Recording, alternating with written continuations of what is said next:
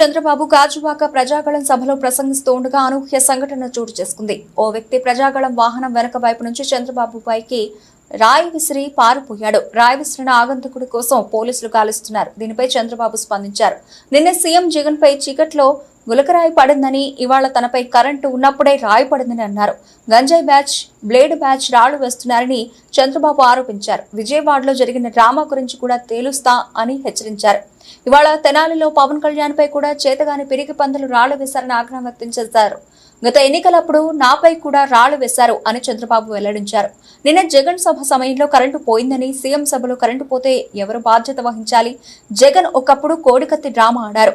బాబాయ్ హత్యను నాపైకి నెట్టాలని ప్రయత్నించారు అంటూ చంద్రబాబు ధ్వజమెత్తారు. కాగా రాయి పడడంతో చంద్రబాబు ప్రసంగం ఆపారు. వాళ్లు దొరికితే తరిమి కొడతారంటూ హెచ్చరించారు. పోలీసులు ప్రజాగళం వాహనం వెనుక వైపునకు వెళ్లి వెదుగుతూ ఉండగా దొరికాడా లేదా అని చంద్రబాబు అడిగారు. క్లేమోర్ మైన్స్ కే భయపడలేదు, ఈ రాళ్లకు భయపడతానా అని వ్యాఖ్యానించారు. 50 సంవత్సరాలకి పింఛన్ ఇచ్చే ఏర్పాటు చేస్తాం. సంవత్సరానికి 500,000 కోట్లు పెట్టి 5 ఏళ్లలో 5,000 కోట్లు పెట్టి ఆదరణ కింద ఆధునిక పనిముట్లు ఇప్పిస్తాం. కార్పొరేషన్ డబ్బులు ఇస్తాం. మళ్లీ పూర్వ వైభవం మా వెనుకబడిన వర్గాలకు తీసుకొచ్చే బాధ్యత మాది. స్థానిక సంస్థల్లో 34% రిజర్వేషన్లు పెట్టిస్తారు కూడా మీకు తెలియజేస్తున్నా. తమిళలో ఇసుకలో దోపిడీ జరుగుతూ ఉందా లేదా అడుగుతున్నా. ఒకప్పుడు ట్రాక్టర్ ఇసుక ఎంత, మీ దగ్గర లారీ ఇసుక ఎంత, ఇప్పుడు ఎంత? 5 రెట్లు పెరిగిన అవునా కాదా? మధ్య రేట్లు పెరిగాయా లేదా? అన్ని నేనున్నప్పుడు 40 రూపాయలు 60 రూపాయలు క్వార్టర్ బాటిల్, ఇప్పుడు ఎంత తమిళలో 200 అవునా కాదా? నాసిరక మద్యం అవునా కాదా? ఎక్కడన్నా మద్య షాపుల్లో ఆన్లైన్ పేమెంట్స్ తీసుకున్నారా? పేటిఎం కదా తీసుకున్నారా? ఏంటి రహస్యం? 140 రూపాయలు ఎవరికి పోతా ఉంది? ఎవరికి పోతా ఉంది? దీన్ని మనం సమర్పించాలా అని మనం అడుగుతున్నా.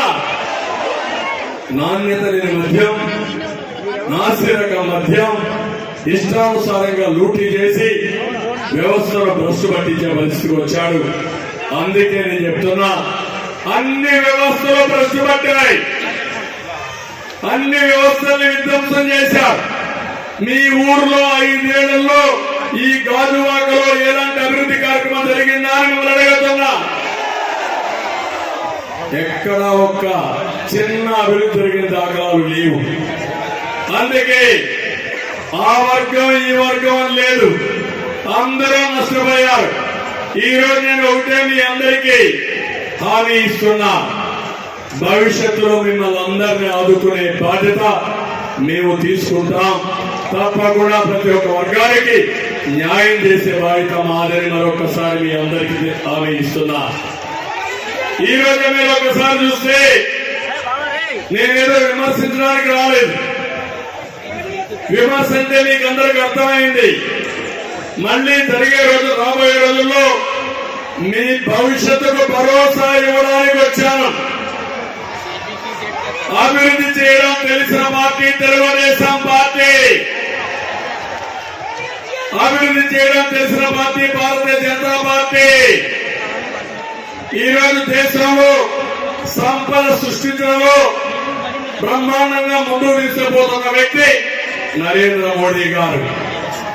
కానీ ఈ రాష్ట్రం అన్ని విధాలా నష్టపోయింది. ఈ రోజు నా బాధ్యత ఏంటంటే, నేను ఆ విషయం కూడా మీకు చెప్పాలి. 40 ఏళ్లుగా మీరందరూ మమ్మల్ని గౌరవించారు, ప్రత్యేకంగా నన్ను అభిమానించారు. సమైక్య ఆంధ్రప్రదేశ్ అందరికంటే ఎక్కువ ముఖ్యమంత్రిగా ఉండే అవకాశం ఇచ్చారు. నా జీవితం ఎప్పుడూ మర్చిపోలేదు. ప్రతిపక్ష నాయకుడు కూడా అవకాశం ఇచ్చారు. కానీ ప్రతి క్షణం ఉంటే బాధ్యతగా ఆలోచించారు.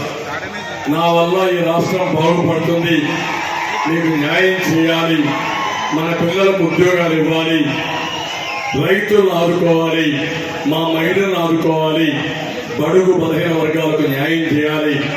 ఇవన్నీ జరగాలంటే సంపద సృష్టించాలనే ఉద్దేశంతో నేను ముందుకు పోయాను. ఆ రోజు అందుకే మీరు చూస్తే విశాఖపట్నం గాని హైదరాబాద్ నగరాన్ని గాని సంపద సృష్టించి మా పిల్లలకు ఉద్యోగాలు ఇచ్చి ఈరోజు ముందుకు నడిపించారు. అయితే హైదరాబాద్ నగరం తెలంగాణకి వెళ్ళింది, విభజన జరిగింది. మనకు వచ్చే ఆదాయం వాళ్ళకి పోయిన తర్వాత మళ్ళీ మనకు ఒక బాధ్యత పడింది, రాష్ట్రాన్ని కాపాడుకోవాలని. అందుకే నేను అమరావతిని ప్రారంభించాను, పోలవరం ప్రారంభించాం, నదుల అనుసంధానంతో ముందుకు పోయాం, 16 లక్షల కోట్ల రూపాయలు పెట్టుబడి తీసుకొచ్చాం. 2029కి దేశంలోనే నెంబర్ 1 రాష్ట్రంగా తయారు చేసి నరేంద్ర మోడీ గారు దేశాన్ని అభివృద్ధి చేసి నేను ఈ రాష్ట్రాన్ని అభివృద్ధి చేసి తెలుగు జాతి రుణం తీర్చుకోవాలని నేను ముందుకు పోయాను. కానీ దుర్మార్గుడు వచ్చాడు, ప్రజావేదిక కూల్చివేతతో ప్రారంభించాడు, విధ్వంసంతో ముందుకు పోయాడు, మాట్లాడితే ప్రొక్లైన్లు పంపించాడు, ఇంకా ఎక్కువ మాట్లాడితే జైల్లో పెట్టాడు, ఎక్కడికక్కడ వేధించాడు. నాలాంటి 44 సంవత్సరాలు ముఖ్యమంత్రిగా ఉన్న వ్యక్తి నా మీదనే ఇన్ని కేసులు పెట్టాడంటే ఇప్పుడు ఎలక్షన్ కమిషన్ కోసం నామినేషన్ వేయడానికి నేను డీజీపీకి ఒక లెటర్ పెట్టాను. నేను ఎప్పుడు నా జీవితంలో డీజీపీకి లెటర్ పెట్టా. నా మీద ఎన్ని కేసులు ఉన్నాయి ఇవ్వయ్యా, ఇస్తే నేను అఫిడవిట్ లో పెట్టాలా, పెట్టకపోతే నా నామినేషన్ రిజెక్ట్ అవుతుంది. కాబట్టి ఇమ్మని అంటే ఏ పోలీస్ స్టేషన్ లో ఎన్ని కేసులు ఉన్నా నాకే తెలియదు నా మీద. అర్థమైన తమిళలో ఇప్పుడు ఇక్కడికి వచ్చాను, నా మీద ఒక కేసు పెట్టేస్తారు. ఇప్పుడు చెప్పరు, ఒక నెల తర్వాత 2 నెలల తర్వాత మెల్లిగా ఒక నోటీస్ పంపిస్తారు, అట్లనే పెట్టి కేసు ఉంటుంది. అంటే ఇది అన్యాయమోనా కాదని అడుగుతున్నా. ఎవరైనా తప్పు చేస్తే తప్పు చేసిన వ్యక్తికి నోటీస్ ఇవ్వాలా లేదా, తర్వాత కేసు పెట్టాలా లేదా, ఎలాంటి సమాచారం ఇవ్వకుండా కేసులు పెట్టడం దుర్మార్గం అవునా కాదా? నాలాంటి వాటిపైన